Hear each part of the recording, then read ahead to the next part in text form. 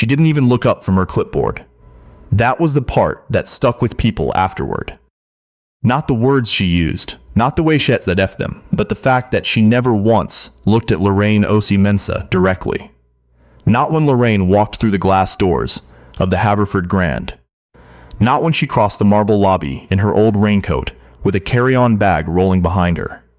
Not even when she stepped up to the front desk and said, quietly and clearly, that she had a reservation. The woman at the desk, her nameplate read Gwendolyn, just kept moving her pen across whatever form was in front of her and said, without inflection, "This desk is for Haverford signature members only." Lorraine said she had a signature reservation. Gwendolyn finally looked up, and the look she gave, the kind that starts at the top of someone's head and moves slowly, deliberately downward, cataloging everything, was the kind of look that doesn't need words. Her eyes did all the talking. The coat was old, the bag was worn. The woman standing across the desk did not look like she belonged on this floor, in this lobby, in this hotel. "Do you have your confirmation number?" Gwendolyn asked. The tone was the kind hotels train their staff never to use. Flat. Borderline hostile. The tone that says, "I'm going to give you just enough rope." Lorraine reached into her coat pocket and pulled out her phone. She found the email, turned the screen around, and held it up. Gwendolyn leaned forward exactly 2 inches and squinted. Then she straightened. "I'm going to need you to step aside," she said. "I'll have someone from our General Services team come speak with you." "General Services," Lorraine repeated. "Yes, ma'am." Lorraine looked at her for a moment. Then she took 1 step to the right, placed her hands on the edge of her rolling bag, and waited. She was 61 years old. She had driven 4 hours to get here. She had buried her younger sister 3 days ago in a town she grew up in and swore she'd leave and did leave and now had no reason to come back to. She had not slept more than a handful of hours in a week, and she was standing in the lobby of a hotel where she had been a guest more times than she could count. Because, among other things, her name was on the ownership documents for 31% of the building. But she didn't say any of that. She just waited. The Haverford Grand sat at the corner of Merchant Street and Aldrich Avenue in downtown Crestwood, Ohio. A city that had spent the last decade trying to convince itself it was more cosmopolitan than it was. The hotel was its crown jewel, 12 stories of restored Gilded Age architecture that had been renovated 3 times and sold twice before landing in the portfolio of a private hospitality group called Aldrich Penn Suites. Lorraine had grown up 20 miles outside Crestwood, in a town called Milford, where her father had run a dry cleaning business, and her mother had taught 3rd grade, and nobody in her family had ever stayed in a hotel like the Haverford Grand.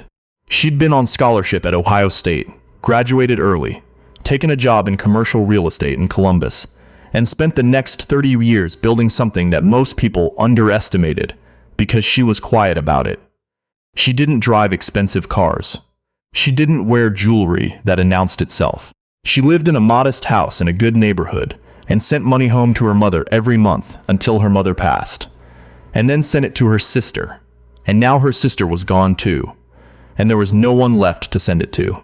She had invested in Aldrich Penn Suites 11 years ago, at a point when the company was bleeding money and needed a capital infusion, and her attorney had told her she was out of her mind. She had done her due diligence. She had seen the bones. She had written the check.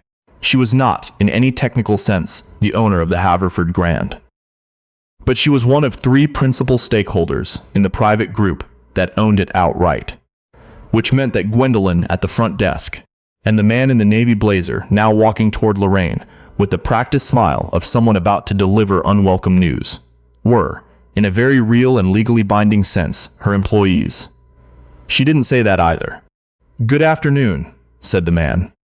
His nameplate read Derek, Guest Relations. He was young, mid-30s maybe, with the energy of someone who had learned to de-escalate situations by making them seem smaller than they were. "I understand there may be some confusion about your reservation." "There's no confusion on my end," Lorraine said pleasantly. Derek glanced at Gwendolyn, who was already back at her desk, pen moving. He looked back at Lorraine. "Can I see your ID and the confirmation?"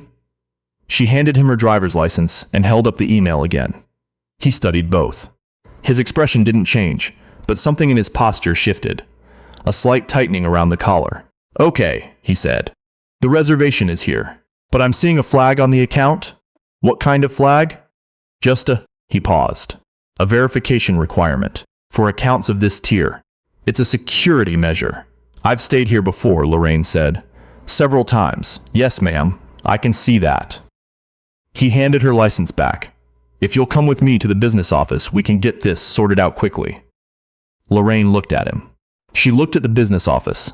A frosted glass door at the far end of the lobby, past the concierge desk, the kind of room where inconvenient guests were made to disappear. She looked back at Derek. "I'd rather sort it out here," she said. A beat of silence. Then another. Around them, the lobby moved. A couple in good coats crossed toward the elevator, luggage following. A bellman pushed a cart loaded with matched luggage. A woman in heels clicked across the marble toward the restaurant. Nobody was looking at Lorraine. Nobody official, anyway.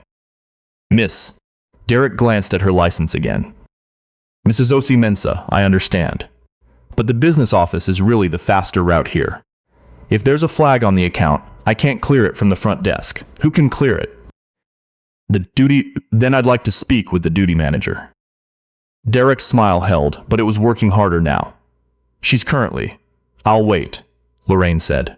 And she moved to one of the lobby chairs, a deep leather armchair near a potted palm, and sat down, and set her bag upright beside her and folded her hands in her lap. Derek stood there for a moment. Then he pulled out his radio and turned away. She had been sitting there for 11 minutes when the duty manager appeared. Her name was Roxanne Pallister, and she had the look of someone who had come up through hospitality the hard way, worked front desk in her 20s, assistant manager in her 30s, earned the duty manager title somewhere in her 40s, and wore it with the quiet authority of someone who had seen every variety of difficult situation and had learned not to flinch. She wore a dark blazer and sensible shoes, and she came across the lobby without hurrying, which Lorraine noticed and respected. She introduced herself with her full name and title, which Lorraine also noticed. "Miss Osei-Mensah," Roxanne said. "I apologize for the wait. I've been looking at your account, and—" Roxanne sat down across from her in the adjacent chair, not standing over her, Lorraine noticed, sitting at eye level. "There's no issue with your reservation," Roxanne said. "The flag was a system error. I've cleared it." She paused. "I also want to apologize for the way this was handled." Lorraine looked at her. "Go on. You should have been checked in immediately. What happened at the front desk was not the standard we hold ourselves to, and I'm sorry that was your first experience today." Something in Lorraine's chest loosened very slightly, not enough to show, but it was there. She had not expected that. She had expected deflection, or explanation, or the particular brand of hospitality speak that manages to apologize for everything while admitting to nothing. "Are you aware," Lorraine said carefully, "of what was said to me?" Roxanne's expression was even. "I'm going to find out. I was not present, but I intend to review what happened. That's a diplomatic answer. It's an honest one." Roxanne folded her hands. "I can't tell you what I'll find until I've found it, but I can tell you that whatever I find will be addressed. That's not a line I'm saying because it's my job to say it." She met Lorraine's eyes. "It's what I mean." Lorraine studied her for a moment. There was something about the woman, a steadiness, an absence of performance, that made her believable in a way that rehearsed apologies never were. "All right," Lorraine said. She stood. "I'd like to go to my room." "Of course." Roxanne stood with Bagger. "And I'd like to comp tonight's stay if you'll allow it." "That won't be necessary. I'd like to do it anyway." Lorraine picked up her bag. "We'll see," she said. She did not tell Roxanne who she was that afternoon. She was too tired, and she wasn't sure it was the right move. And mostly she just wanted a shower and a quiet room, and something that wasn't grief for a few hours. The room was good. 12th floor, corner suite, the city laid out below, in the early evening light, like something that was trying to look more beautiful than it was. She took off the old raincoat and hung it in the closet, and sat on the edge of the bed and was quiet for a long time. Her sister's name had been Celia. She had been 54 years old. She had never left Milford, never wanted to. had worked at the county school district, and sang in the choir and knew everybody in town by name. She had been diagnosed 11 months ago and had spent most of those months telling everyone she was fine. Lorraine had driven down every weekend. She had handled the insurance and the paperwork, and the hospice coordination and the funeral arrangements, and she had done all of it the way she did everything, methodically, competently, without showing the seams.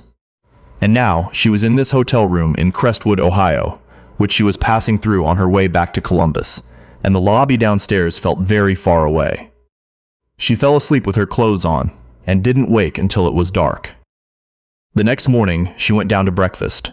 The restaurant was called Aldrich's Table, which had always struck her as a little on the nose, and it was the kind of hotel restaurant that convinced itself it was a destination and occasionally managed to be right. She was seated without incident. She ordered coffee and eggs and read the paper on her phone and was, for a while, just a woman having breakfast in a hotel. Then Gwendolyn walked in. She was off duty, jeans, a puffer jacket, picking up what looked like a to-go order from the restaurant's side counter.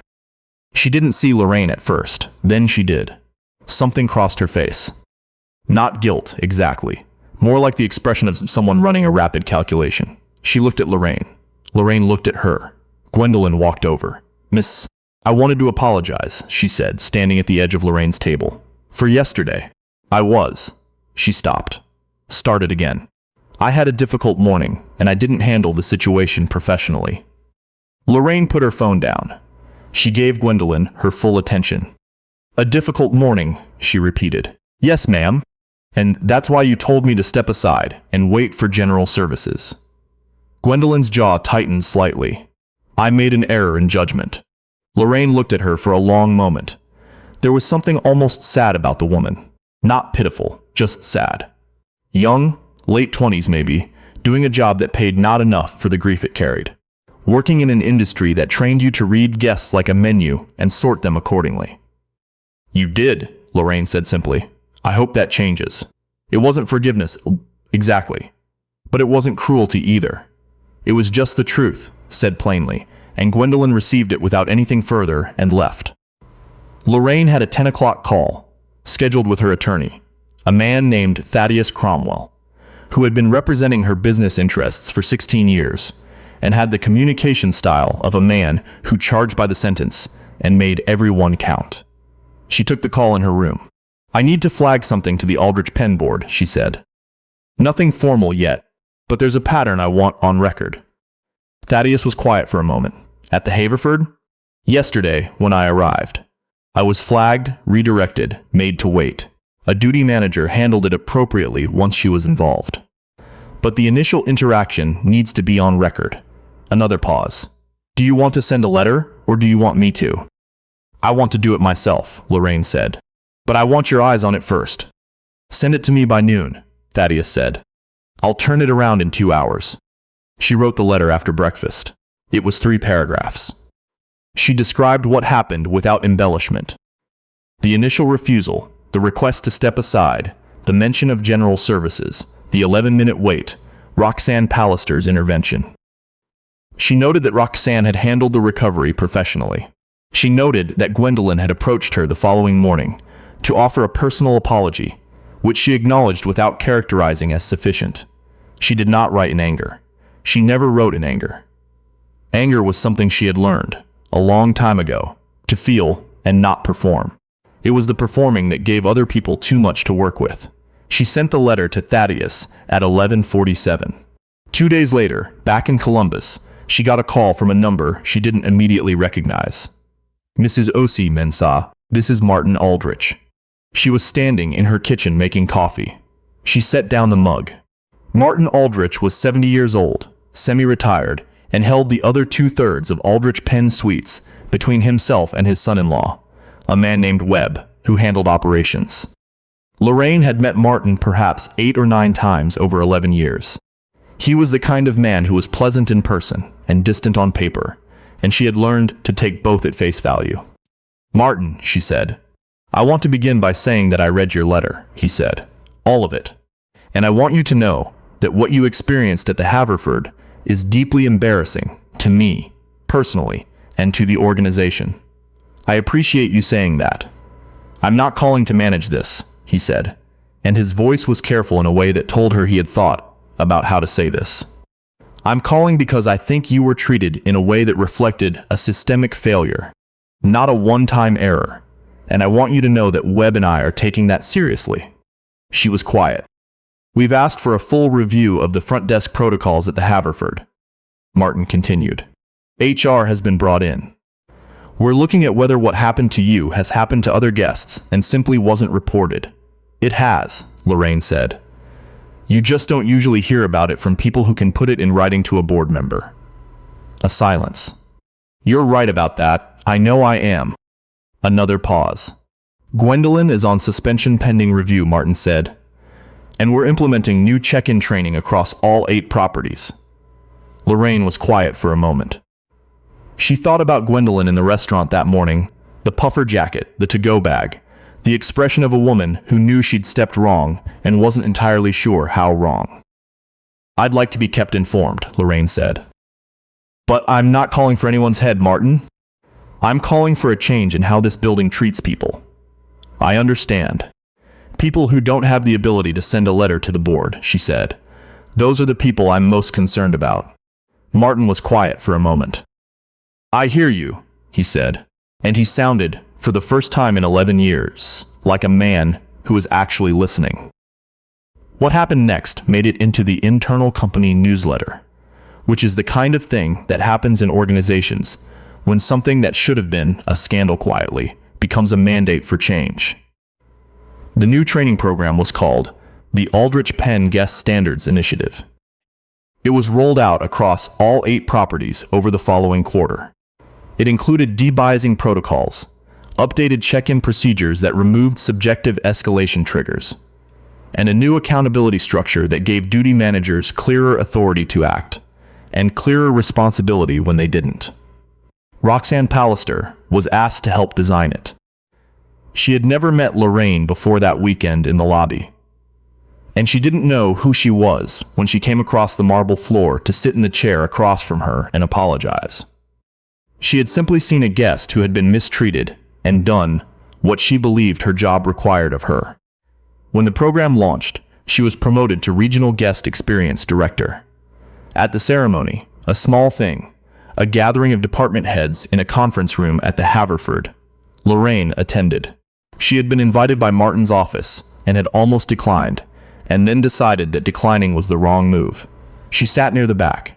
When Roxanne saw her, she paused. Then she crossed the room. Mrs. Osei-Mensah, she said. I didn't know you'd be here. I heard you were involved in the training program, Lorraine said.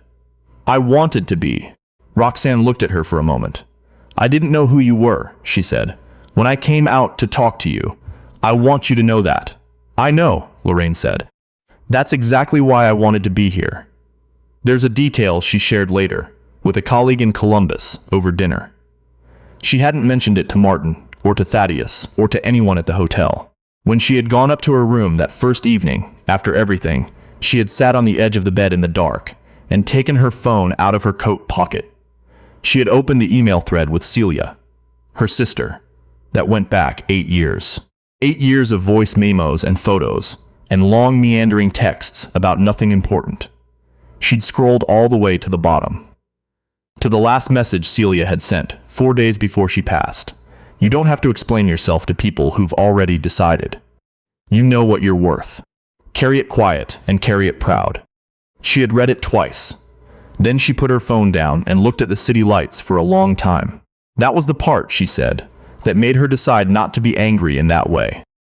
The consuming way, the way that would have made her write the letter differently, made her call Martin differently, made her want consequences instead of change.